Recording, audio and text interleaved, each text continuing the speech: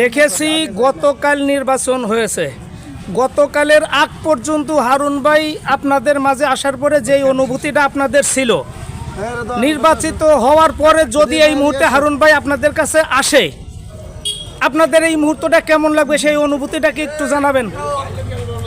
আমাদের হারুন ভাই যদি এখন আমাদের এখানে আসে, বিগত যেহেতু 17 বছর আমরা রাস্তায় নামতে পারি নাই, এরপরে যে নির্বাচনের রাজবাড়ী 2 আসনে হারুন ভাই এমপি হয়েছে, এখন এখানে আসবে, যে এর কতটা আনন্দ আমরা পাবো সেটা আমি বলে আপনাকে ভাষায় বোঝাইতে পারবো না। ঠিক আছে, ঈদের চাইতে অনেক বেশি আনন্দ আমরা পাবো এখানে। যে হারুন ভাই কিছুক্ষণের মধ্যে আসবে, ওই আনন্দটাই আমাদের ভিতরে কাজ করতে কখন আসবে। এ ব্যাপারে আপনি কিছু বলবেন?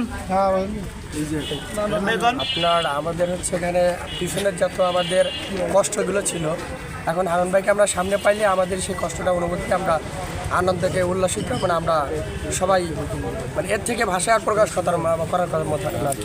এবং হারুন ভাই আমরা দেখেছি নির্বাচনের আগে সবার সাথে যেইভাবে একবারে সাধারণ মানুষের মতো মিলামিশা করেছে, ধনী গরিব ছোট বাচ্চা, ময়লা কাপড় পরা পরিষ্কার কাপড় সবার সাথে মিলামিশা করছে। এখন কি আপনারা কি আমরা যদি মনে করি যে এইরকমটা কি থেকে যাবে? ইনশাল্লাহ থাকবে, হ্যাঁ অতীত ছিল, আগামীতেও মানে থাকবে, ওনার শুরু থেকে শেষ পর্যন্তই থাকবে। ধন্যবাদ।